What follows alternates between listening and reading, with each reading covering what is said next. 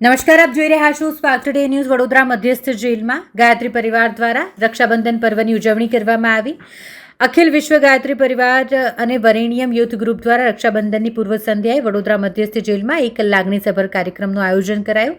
બહેનોએ 250 જેટલા બંદીવાન ભાઈઓને ચંદનનું તિલક કરી પુષ્પવૃષ્ટિ અને ગાયત્રી મંત્ર મહામૃત્યુંજય મંત્રના જાપ સાથે રક્ષા હરી બાંધી મોં મીઠું કરાવ્યું હતું. બહેનોએ પત્ર વાંચીને બંદીવાન ભાઈઓને નશામુક્ત રહેવા અને અપરાધમુક્ત જીવન જીવવા વિનંતી કરી હતી. સામે પક્ષે બંદીવાન ભાઈઓએ પણ એક સંકલ્પ પત્ર આપીને દરેક સ્ત્રીનું સન્માન કરવા, અશ્લીલતા અને તમામ પ્રકારના નશાથી દૂર રહેવાનો તથા એક શ્રેષ્ઠ નાગરિક બનવાનો દ્રઢ સંકલ્પ લીધો હતો. આ પ્રસંગે જેલના સિનિયર જેલર સહિત પોલીસ અધિકારીઓ અને બંદીવાન ભાઈઓ અત્યંત ભાવવિભોર બન્યા હતા. અખિલ વિશ્વ ગાયત્રી પરિવાર વડોદરા દ્વારા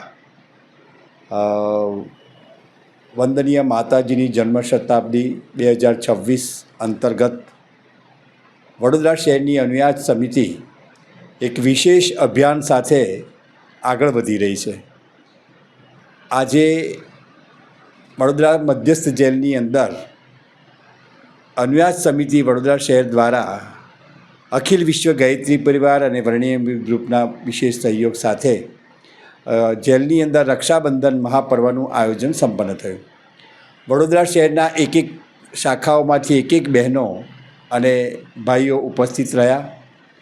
બહુ સુંદર બધા વડોદરા શહેરનો એક શાખાનો સંચાલકોનો ખૂબ સહયોગ પ્રાપ્ત થયો અને આજે મધ્યસ્થ જેલની અંદર senior jailer Shri M.N. Rathwa સાહેબ દ્વારા આ આયોજનને સુંદર ઓપ આપવામાં આવ્યો. એમનો ખૂબ સુંદર સહયોગ પ્રાપ્ત થયો.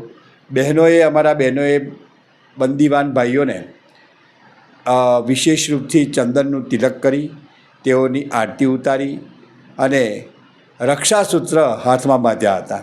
એની સાથે બહેનોએ પણ એક ભાઈની પાસે એક ઉપહારની આશા રાખી હતી અને એ હતી કે વ્યસનમાંથી મુક્ત થવું, બંધનમાંથી મુક્ત થાવ અને ઘરે જાઓ તો તમારા જીવનને ઉજ્જવળ ભવિષ્ય તરફ વાળવા માટે વિશેષ ગાયત્રી મહામંત્રની સાધના કરજો.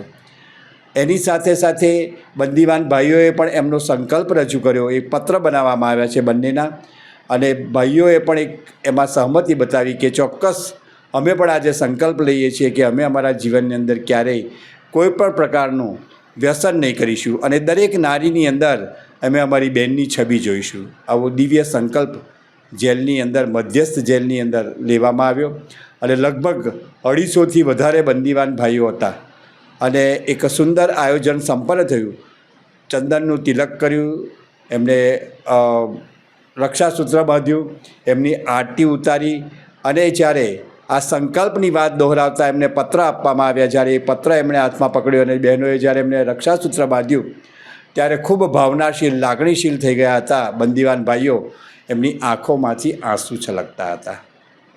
ખૂબ ભાવ સંવેદનાવાળું વાતાવરણ ઉપસ્થિત થયું હતું અને બસ ગાયત્રી પરિવારે પણ બધાએ સાથે મળી અને ગાયત્રી મહામંત્ર અને મહામૃત્યુંજય મંત્ર દ્વારા પ્રાર્થના કરી કે આ બંદીવાન ભાઈઓ ઝડપથી બંધનમાંથી મુક્ત થાય અને મુક્ત થયા પછી એમનું ભવિષ્ય ખૂબ ઉજ્જવળ બને એવો એક વિશેષ પ્રતિભા સંપન્ન વ્યક્તિત્વ બનાવે બહાર નીકળ્યા પછી. એ વાત સાથે બંદીવાન ભાઈઓને અમારી બહેનોએ ખૂબ લાગણીશીલ, ભાવનાશીલ થઈ અને આંખોમાં આંસુ છલકાવતા બહેનોએ ભાઈઓ સમક્ષ આ રજૂઆત કરી હતી અને ભાઈઓ પણ, બંદીવાન ભાઈઓ પણ એટલા જ ભાવનાશીલ અને લાગણીશીલ થઈ અને આંખોમાં આંસુ છલકાવી બહેનોને પણ આ એમનો સંકલ્પ આપ્યો હતો. અમને પણ એક વિશ્વાસ બેઠો કે આ જે મધ્યસ્થ જેલની અંદર બંદીવાન ભાઈઓ છે તેઓ પણ આગળ જતાં એમનું ભવિષ્ય ઉજ્જવળ બનશે અને જ્યારે બંધનમાંથી મુક્ત થશે તો ચોક્કસ એ વિશેષ પ્રતિભા સાથે બહાર નીકળશે એવું અમારું એક લક્ષ્ય હતું.